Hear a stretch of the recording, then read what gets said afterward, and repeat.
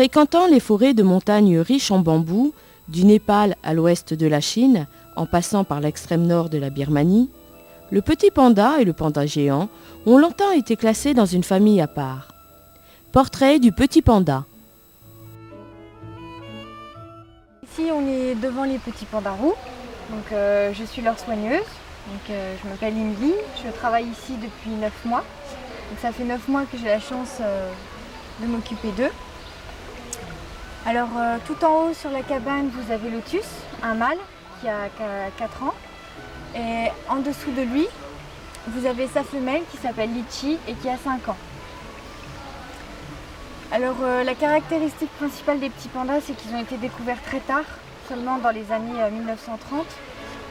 Donc ce sont des chercheurs japonais qui les ont découverts en allant sur les pentes de l'Himalaya.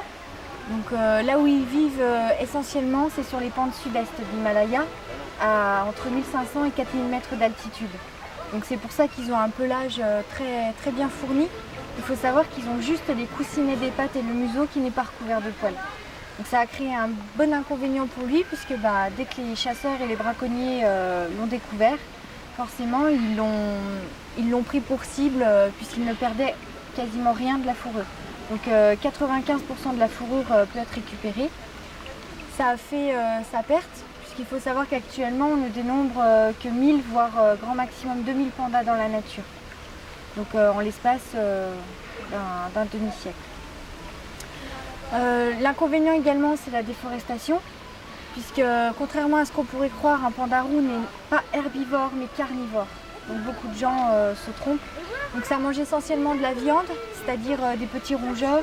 Donc ça va être des souris, des tout petits mustélidés. Ça peut manger également des petits serpents, des oisillons et souvent des œufs. L'inconvénient avec la déforestation et également la pollution, avec toutes les machines qu'ils envoient là-bas, c'est que tout ce qui est faune et flore ont disparu. La seule plante qui est capable de pousser en Himalaya, c'est le bambou. Donc le panda, pour survivre, s'est mis à manger du bambou. Or, comme il n'a pas un système digestif d'herbivore, mais plutôt de carnivore, il n'arrive pas à prendre toutes les forces nécessaires dans le bambou. En plus, encore, pas de chance, le bambou est une plante vraiment très pauvre. Et le panda roux va ne tirer que 6% des énergies contenues dans un bambou. Donc c'est embêtant pour lui puisqu'il n'aura pas assez d'apport énergétique et l'évolution a fait que c'est devenu un animal très lent. Il va passer 6 à 9 heures par jour à s'alimenter, à faire ses besoins et à s'accoupler si c'est la période. Sinon le reste de la journée il va dormir pour vraiment garder au maximum ses énergies. Si un prédateur arrive, donc au niveau du prédateur ça peut être la panthère des neiges, sinon c'est surtout l'homme. Si un prédateur arrive, il ne va pas chercher à se défendre parce qu'il n'est pas assez fort, donc il va surtout chercher un point de fuite et il va laisser son territoire.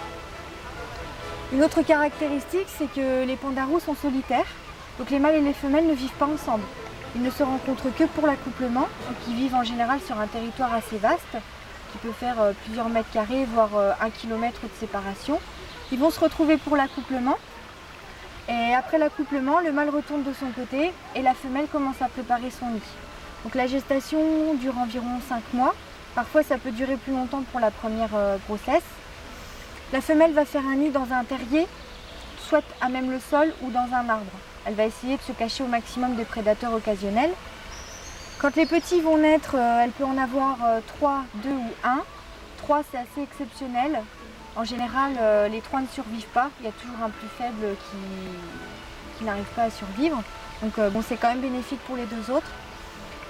C'est elle qui va entièrement faire leur éducation. Donc les petits vont sortir du terrier au bout de 6 mois à peu près. Au niveau du pelage, c'est différent. Ils sont plutôt gris. Le pelage va changer après, quand ils vont commencer à sortir. Donc elle va beaucoup les surveiller parce qu'ils sont très fragiles. Ça a la taille d'un chaton à peu près. Et après, elle va leur apprendre à chasser, à se cacher, à monter aux arbres, à aller se baigner s'il en a besoin. Donc elle va leur apprendre toutes les choses essentielles pour survivre. Et les petits ne vont être matures que vers 4-5 ans à peu près. Donc pareil, dès que les petits sont matures, la mère s'en sépare. Parce qu'elle, elle a besoin de s'accoupler à nouveau et les petits doivent faire leur vie. Donc en général, ça arrive dans d'autres parcs zoologiques que la mère rejette les petits et qu'ils le vivent mal. Donc elle cherche vraiment à les mettre à l'écart. Souvent quand elle a une autre portée, également il faut la séparer des anciens petits, sauf si ça se passe très bien. Nous, on n'a pas encore la chance de vous en parler puisque cette année, c'est la première. Donc on attend avec impatience. Donc justement, pour Litchi, elle a eu du domicile dans le terrier que vous avez à gauche dans l'enclos. Ce qui est exceptionnel, c'est le comportement de Lotus, donc son mâle. Lotus va également dans les terriers.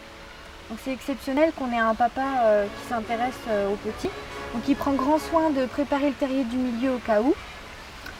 Et Litchi, elle continue à préparer son nid. Donc elle a eu la bonne idée d'arracher des feuilles de rhododendron et de se faire un tapis avec pour que ce soit plus molletonné, plus agréable pour les petits. Elle a également arraché des branches au niveau des arbres, des branches assez fines et flexibles pour vraiment se faire un cocon adéquat pour l'accueil des futurs bébés, quoi. Donc voilà, on croise les doigts. Au niveau de l'agressivité, on peut croire qu'il y en a lors de l'accouplement, parce que ça peut arriver que le mâle soit prêt avant la femelle, qu'elle ne soit pas d'accord. Mais en général, c'est vraiment des légers grognements, c'est à peine audible. Mais sinon, ça va être des coups de patte pour qu'elle le prévienne qu'elle n'est pas d'accord. Mais en général, c'est vraiment très paisible. De toute façon, comme sa vie séparée, ça ne cherche pas forcément le conflit, quoi. Même avec nous, ça se passe très bien. Mais on n'a jamais forcé le contact. En général, on les laisse faire. Nous, on va dans l'enclos, ils s'habituent à notre présence. Ils voient qu'on fait toujours les mêmes gestes, on emprunte toujours le même chemin pour ne pas les couper dans leur parcours.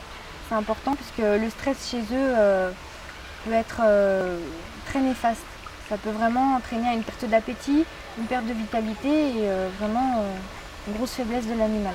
Donc on emprunte toujours vraiment les mêmes chemins. Et Lotus, lui, vient facilement au contact.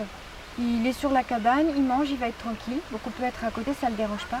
Litchi un petit peu moins. Elle est un peu plus sauvage parce qu'avant elle était dans un enclos toute seule où elle avait beaucoup d'espace pour éviter d'être en contact avec nous. Et là c'est vrai qu'elle est dans un espace plus restreint puisqu'elle doit se séparer de son mâle. Mais sinon il n'y a pas de problème particulier. C'est vraiment calme.